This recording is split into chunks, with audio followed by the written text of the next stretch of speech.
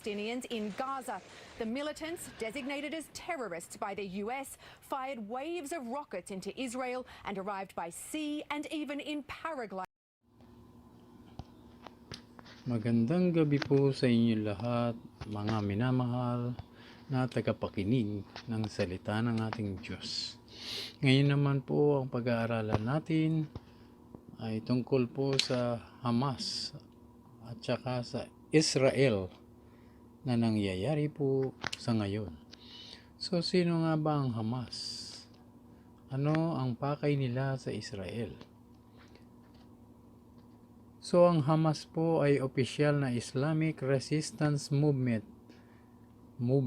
ay isang Sunni Islamist na political at militar na organisasyon na namamahala sa Gaza Strip ng mga teritoryo ng Palestinian habang ito ay naka-headquarter sa Gaza City.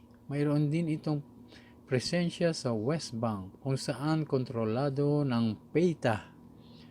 Ang PETA, dating Palestinian National Liberation Movement, ay isang Palestinian nationalist at social democratic political party. Ito ang pinakamalaking paksyon ng Confederated Multi-Party Palestine Liberation Organization at ang pangalawang pinakamalaking partido sa Palestinian Legislative Council. Noong 1987, ilang sandali matapos ang pagsiklab ng unang intifada laban sa Israel, ang Hamas ay tinatag ng Palestinian imam at aktivistang si Ahmed Yassin. Ito ay lumabas sa kanyang Mujama al-Islamiyya na itinatag sa Gaza noong 1973 bilang isang relihiyosong kamanggagawa na kasangkot sa Egypt-based Muslim Brotherhood. Ang Hamas ay lalong naging kasangkot sa salungatan ng Israeli-Palestinian noong huling bahagi ng dekada 1990. Tinutulan nito ang Israel, PLO Letters of Mutual Recognition, gayon din ang Oslo Accords, na nakita ang sekular na karibal ng Hamas na si PETA. Ang PETA na tinalikuran ang paggamit ng terorismo at iba pa. Gawa ng karahasan at kilalanin ng Israel sa paghangad ng dalawang estado na solusyon.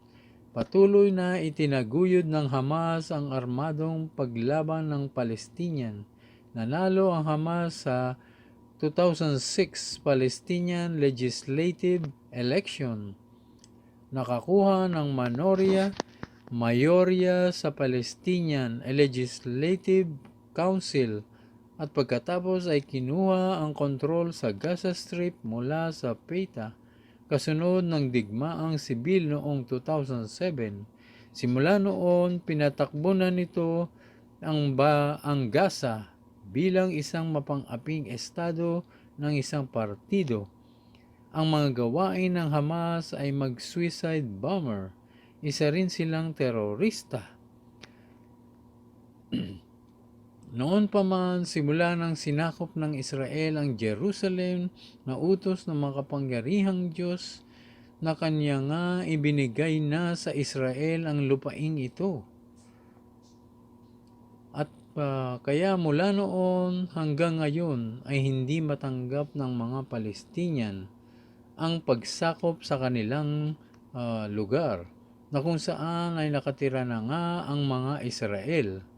Ang Hamas pala ay mayaman na mayroong ibang bansa pang tumutulong ayon sa Israel sa IDF tulad nga ng Iran at iba pang bansa. Kaya hanggang ngayon ay hindi mawala-wala ang hidwaang ito. Simula noon hanggang ngayon ay mayroon pa ring hidwaan sa pagitan ng Israel at Palestinian. Nagkaroon ng ilang digmaan ang Hamas at Israel sa Gaza Strip na nasa ilalim ng blockade noong 2008 2009, noong 2012 at noong 2014. Sa digmaan noong 2023, nagulat ang Hamas sa Israel. Nalusutan ang Gaza Barrier. Inatake ang mga base militar. Pinatay mga sibilyan at kinuha ang mga sibilyan at sundalong bihag pabalik sa Gaza. Nagdeklara ng digmaan ang Israel.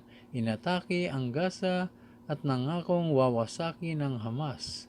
Kaya ito po ang Hamas at Israel na inaabangan ng marami, na kung saan ay nakatutok dito ang buong mundo. Dahil ito po ay may kaugnayan rin sa Biblia. Sa mamagitan nga ng hidwaan ng Palestinian at Israel. So nalaman nyo na po ang mga dahilan kung bakit ang mga Palestino ay gusto nilang mabawi ang kanilang lugar. Sa mga nangyayari po sa bansang Israel at Hamas o Palestine, ang masasabi ko lang po ay magdasal po tayo palagi, ilang beses sa isang araw. Magtiwala po tayo sa ating Diyos at ipanalangin po natin na huwag nang madamay pa uli ang mga sibilyan na naipit sa gulo, sa Gaza man o sa Israel. Mahal po natin sila, kaya ipanalangin po natin sila na magkaroon po ng kaayusan sa bansang ito. Sinabi nga ng Diyos na ang Diyos lamang ang nakakaalam ng makabubuti sa atin. So trust na lang po tayo palagi sa ating Diyos. Gumawa ng mabuti sa araw-araw at sumunod sa Kanya. Nagpalain po tayo ng ating Diyos na makapangyarihan sa lahat, banal at mapagmahal. God bless po. Magandang gabi po sa inyo lahat. Ingat.